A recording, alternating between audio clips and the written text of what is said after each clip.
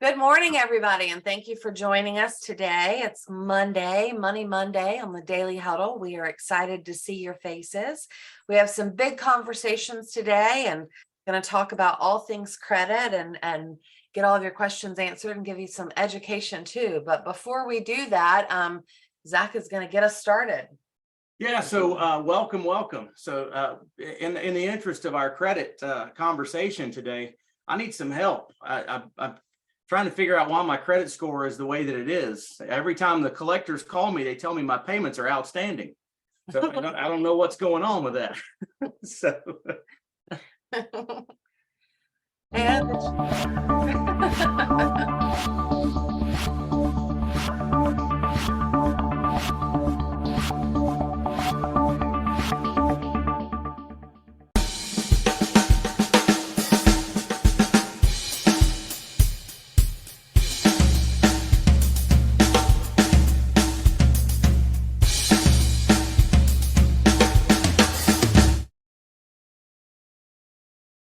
All right. Well, let's get this started right by setting the tone. I love to ask these questions, and I'm going to start with Chase because he's always got this positive vibe going. So, Chase, what time is it, and what are you grateful for today? Oh man, the time is now, right? Always now. I'm so happy to be in the now. Goodness gracious. And today I'm grateful for just being alive. I truly am grateful for being alive today. Absolutely. I think you can just mic drop it right there, right? I don't want to mess that up. Nothing else to say to that one. That's awesome. Good morning. That's it. All right. Well, Andrea, where are you and who will you hug today? I am where I need to be, which is right here. And I'm going to hug myself and my daughters. Awesome. And Sorrel, how are you? I am the way I say I am, Zach, and I am holy. Awesome. Wow, we're on a roll. We're starting off great today. I'm ready to get this stuff going. So I'm going to turn it over to Kimberly to introduce Rusty properly. We've been working with Rusty for several years now, and he's an expert in the credit score and credit industry, but I'll let her give you the details. So yeah, so first of all, I'll introduce ourselves. Most of you know us, but I'm Kimberly and this is my husband, Zach, and we've been in the financial world for a really, really long time. And like Zach said, we are close friends with Rusty, and he's worked with us and taught us a ton. So our question today is, why is your credit score what it is? Why is it? Where does that come from? So our guest today is Mr. Rusty Bresse. We just had that pronunciation clarification just to make sure that we were saying it exactly correct. But I'm going to read you a little bit about Rusty just to kind of give you an idea of who he is and where he came from, and then we'll get started. Rusty is the CEO and director of ScoreNavigator, Inc., and the CEO and director of Credlogix, Inc. He attended Georgia Institute of Technology for all you Georgia friends, and he holds a Bachelor's of Arts and degree in business. Mr. Bresse has helped pioneer the credit industry since 1981. In 2002, he founded the first online credit and financial management company in the United States. So he's been in this world for a really long time, diving into credit and why it works the way it works. He helped build a credit platform, allowing consumers to view their credit files 24/7. And in 2005, after analyzing over 1 million credit files, Mr. Bresse introduced Point Deduction Technology, direct to consumers in both the US and Canada. ScoreNavigator has analyzed over 300 million credit accounts, providing both consumers and enterprises both credit and financial solutions. So without any further ado, Rusty, you've taught us so much about credit and how it works and all of that. So why is your credit score what it is? Good morning. Kimberly, yeah, good morning, Zach. Kimberly, thanks for taking the time to have me on here this morning. This is not the norm for me. And I'm by far not a credit expert. And there's so many of those that are out there that kind of like repeat the same information. I'm more of a credit stylist. Okay, so just, We all need a stylist. yeah, just by helping people. Now, we can talk about, why is your credit score the way it is? And I can talk about algorithms. I can get real scientific about things. But I tell people, when my friends and consumers that I talk to and people, our credit scores are the way they are because of us. So if you don't have to look any further than a mirror and point and say, my credit score is the way it is because of me. Sometimes that's painful. It is, fix your hair for, well, Zach, get yourself ready and then take a look in the mirror. And if you can start with that, then things start to work a little bit better. I revert back to Proverbs 16:16, where it says, how much better than gold is to gain wisdom. Now, when I was younger in 1981 and getting into the credit industry, there wasn't a lot of research. There wasn't even a credit score that was put into play. I know you guys are younger, so you can't, kind of see some of that because everybody gets born into these other generations. The way to get credit back then was just to go apply everywhere. And then maybe somebody would give you credit. And then you had to figure out, do I really have to pay this or not pay it? And what will it do to you? Well, today, there's a lot of wisdom out there. Now you have to sort through what's real and what's not real, because there are many different scoring algorithms. There's many of this.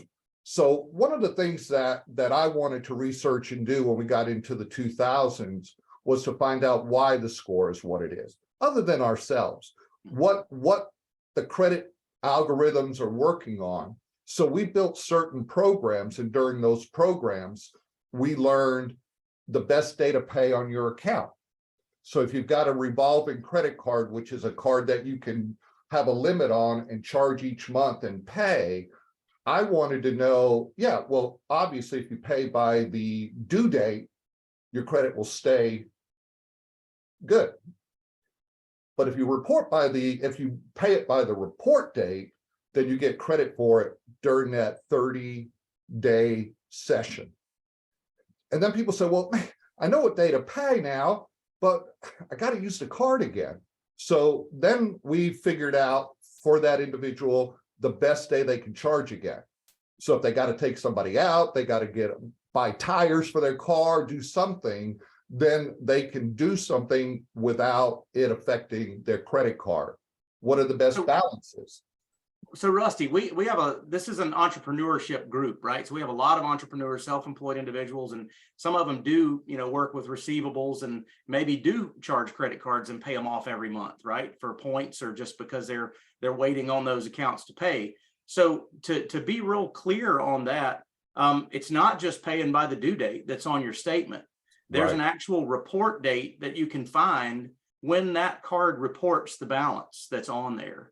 And if on that date, if that card's paid off, it reports as a zero balance for the next 30 days. Well, it does, but then there's a window. If you charge again, when can you charge again where you'll still have a zero balance if you're paying it off?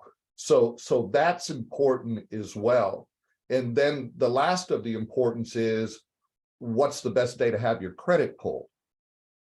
If you're making a purchase, right? Right. If you're making a purchase, so you've got to see how your accounts have all session, what would be the last day of that revolving account, and then look within a 3-day window from there on when you should have your credit pulled. That's where you'll be maximized on your credit.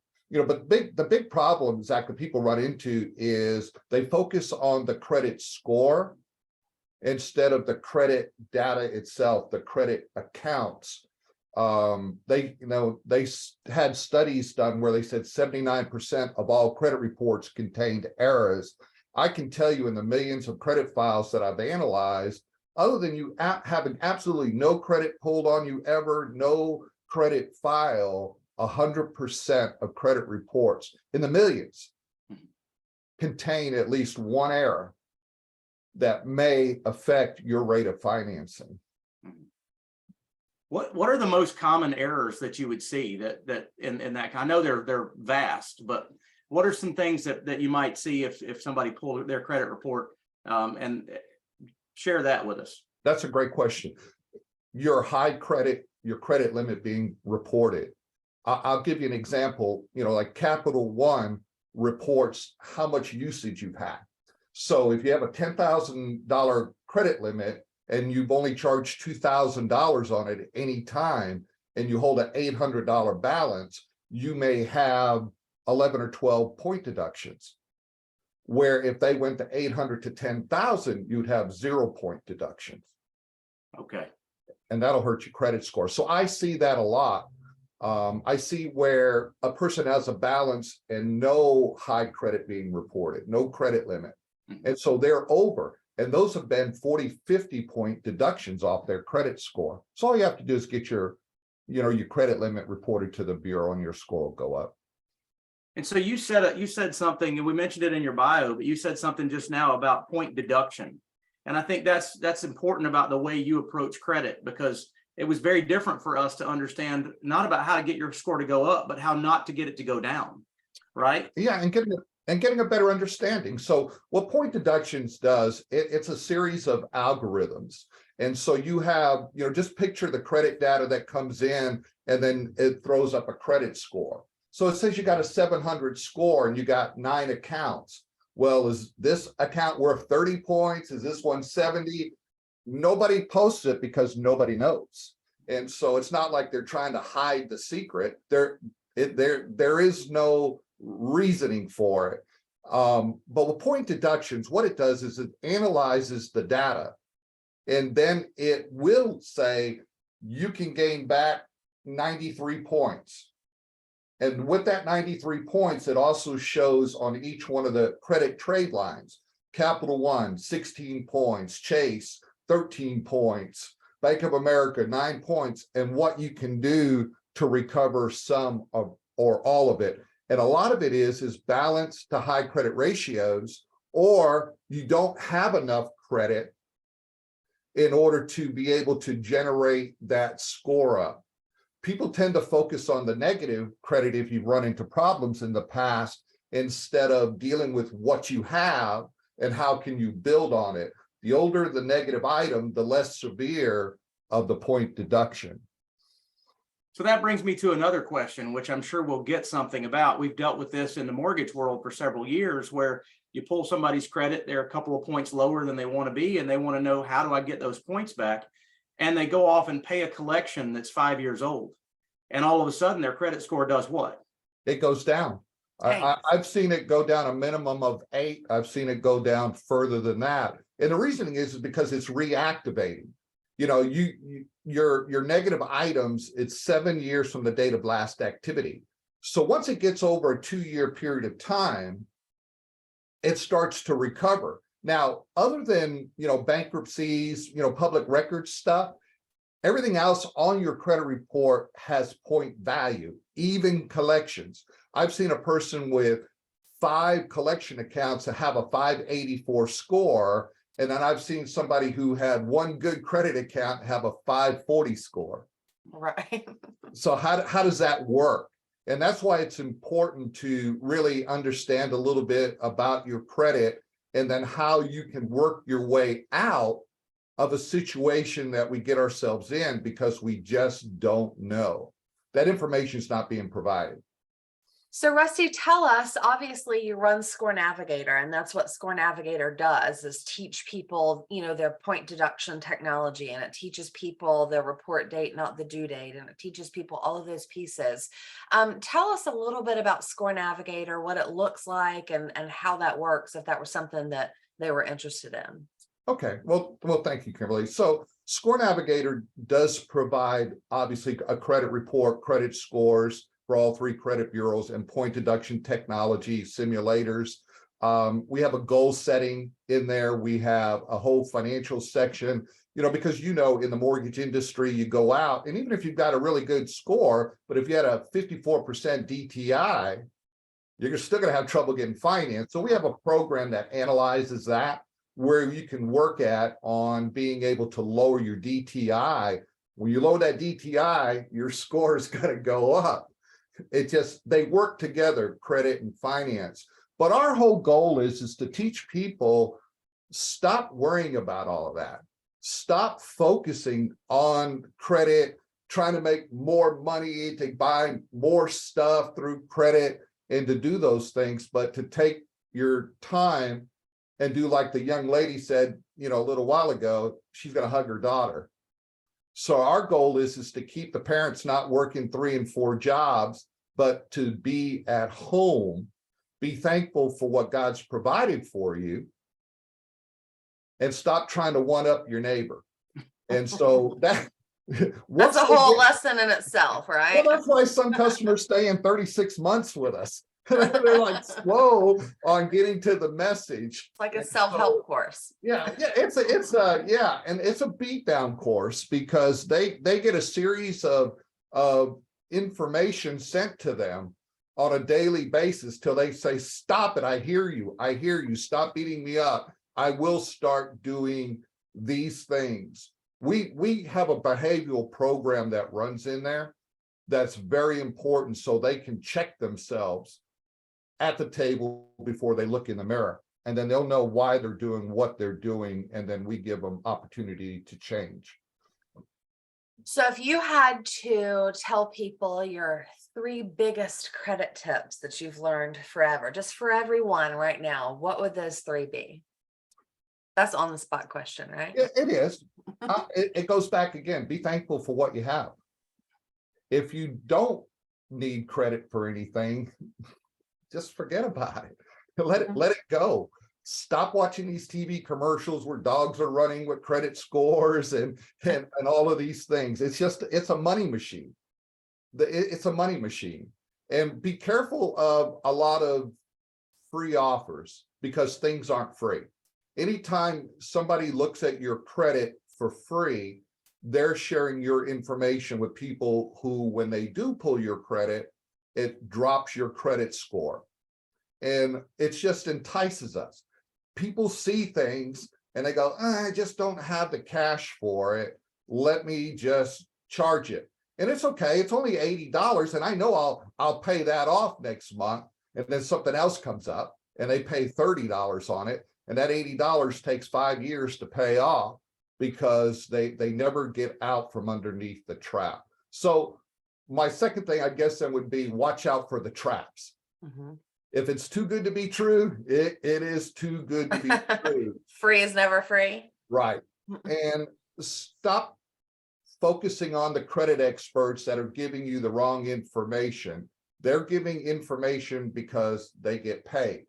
And so they're going to tell you in their own words, keep your credit balances around 30% of your high credit. That's not even close. It's not even close. If you're at 30%, you've got probably a 20-something point deduction on your credit score. So people misinterpret what they hear and what they see. So stop all that nonsense of spending hours researching credit online and hug your family. I think it's, and I'll let you speak too, but I think it's fascinating because nobody knows how credit works. No one knows how credit works, right? It's all these intricate pieces and, so to me, just hearing tips and tricks and understanding and knowing that there's a report date, not just a due date, and understanding, when to pay it and when to use it, all of that is, it's kind of magical, right? That's why I wanted to have you guys on, why I wanted to have you on here is to share this information. Did you want to say something? Yeah, so take just 1 second, and I know you get this question all the time because your service that you guys provide is not free. So what differentiates you guys from the free things that are out there? We're not sharing any information on our customers, and we have a learning product that gives you a credit score and a summary, just so you have something to measure. But it has a whole section on you financing, how to budget, how to manage your money. It has the whole credit education piece, how it all ties in, the behavioral, identity theft, all of that stuff is all built in for a product that costs $60 a year. And so even a lot of parents are putting their children into that situation. Although, you know, if they're under 18, they probably don't have a credit score or anything, but it's the other pieces that are in there. And that's important. The other products we have, unless you're looking for financing, stop spending money subscribing to companies for free or a paid subscription like ScoreNavigator has. We don't want to drive you crazy. We just want to educate you. Go the small $60 a year product and learn and get through that step first. Awesome. So we'll open it up to some questions here. I do want to say, and Rusty, correct me if I'm wrong, you guys still offer the roadmap product that you can take it on your own and do it yourself. And then you also offer what you used to call the Uber product, where we can put in where we want to go and you take us. Well, we actually, you know, that's a good question. That we included all of that in there. Okay. So, yeah, so we were able to, because of, you know, I analyzed credit data and for credit bureaus and banks and stuff here in the United States and Canada. We don't rely on the ScoreNavigator subscription in order to support customer service, that type of stuff. So we were able to reduce the Uber, you know, down to helping people in the do-it-yourself program. Inside of ScoreNavigator, you can connect with the credit bureaus. You can do a whole lot of stuff where you can get some help on that side. And I do want to leave that with that. The credit bureaus are not your enemy. Okay. I thought you were going to say they're not my friends, so that's good. No, they are your friends. You know, it's the creditor who's reporting the information that you got to be careful with. Capital One knows what they're doing wrong. I've been fighting them for it for over 20 years. And so if you look at it, if your credit score is down to this level, because your balance to high credit ratios aren't being reported correctly, then you're not going to go over to their competitor and get a credit card because you're not going to qualify. Okay. Money goes where money goes, right? It does. Well, thanks so much, Rusty. I want to open it up for questions. Credit is always a huge question for anyone talking about their financial plan or their mortgage or just their life. So who's got some questions today we can ask? I see one in the chat about the difference between the report date and the due date. And there's a date that your payment is due, so it won't be late and incur any kind of fees. That's one date. And then there is a date that creditor reports your balance to the credit bureaus. And those are not necessarily the same date. In most cases, they aren't. So there's a way, like we said at the beginning of the podcast, to know when it's reported and then pay your payments based on that date instead of the due date. Sorrel, do you have a question? Yeah, and inside the difference between the reporting date and the due date, Rusty, just want to be sure, were you saying that there are some times when it's best to pay by the report date and eat the late fee? No. So you want to pay the report date before the due date. Don't eat a late fee. So if you have your due dates the 26th of the month, even if you just set it up online inside that where it just automatically makes at least the minimum payment, but your report date might be the 17th. So you want to pay it on by the 17th. And so with us, we send out an email to tell you, you got 5 days to pay this account if you want it credited for this month. And then you can charge again during this time where it will not show as a balance on your credit report. So get in a habit of paying it by that date, not after. Don't go over, go before. Yeah. Go before. I think that's such valuable information. I know so many people who pay their credit cards every month, right? And you pull their credit and they're like, oh my God, I don't carry a balance. Why does it say I owe $3,200? And I could never answer that question because they always paid it off by the due date. But now I know it's because they didn't pay it off by the report date. And nobody tells you stuff like that, right? It's just these tips and tricks and these, small adjustments. Set your auto pay up on your report date instead of your due date, or a couple of days before your report date instead of your due date. So I think that's a great piece. Any other questions we have? I want to double down on something you said, Rusty. You said, if you don't need credit, forget all that stuff. Right. Right. And so the question I have for you is, so when does someone need credit? Well, we're kind of forced into it. So that's a very good question. If we want to purchase an automobile on credit, if we want to buy a home on credit, so you're forced to start building a controlled credit file. And then it's knowing what types of accounts do you need in order for it to start raising the score. A $300 revolving credit card has as much impact on the score as a $300,000 home loan. But when you get that home loan, your score goes down. And they do that so you don't get all excited and say, I just got a $300,000 loan. Now let me go buy that new furniture for it on credit. Let me get this, let me get that. And so it just and that's our nature. And so we've got to kind of find out, who we are. But I was taught a long time ago, even though I didn't follow the rule, if you're going to use that card for something, make sure you have the cash to back it up, because most of us use that card because we don't have the cash in order to make that, I got to have it, I got to have it, I got to have it, versus let me just stay in this zone because I can be 80 years old and look like I'm 40, where my neighbor is 30 and he looks like, death is killing him because of all the jobs, and he doesn't get to hang out with his family and things go wrong. So who's living the better life? Mm-hmm. Yeah, he's got a big house payment and I'm renting. So who cares? It's a home. Build your home, and don't do anything. You don't own that house. The bank does for at least 30 years if you can make it that far. So very true. Yeah. And, unfortunately, the world we live in, a credit score is going to impact how much you pay for insurance, for car insurance, for other things.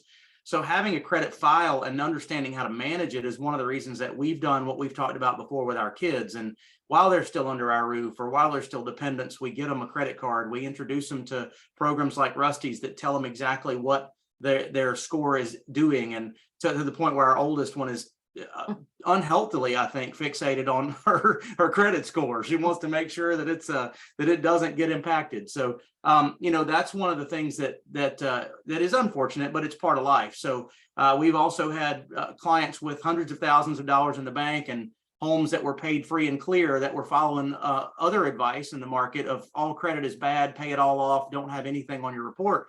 And we couldn't even get them a mortgage to buy a second home because they had zero credit file.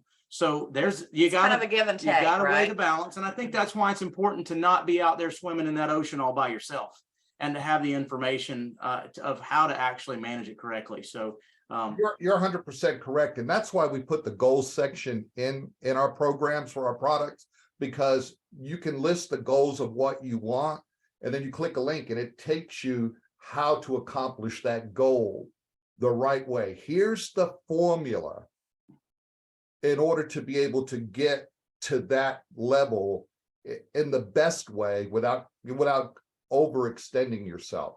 Get the credit, but you don't have to go crazy with it. As long as you make a charge on it every 6 months on your revolving credit, you're good to go.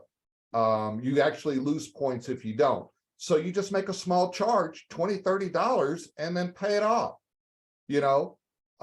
Is the best way to do it. That'll keep raising your credit score. That's awesome. So many great nuggets. Sorrel, we got time for one more. See your hand. Last one.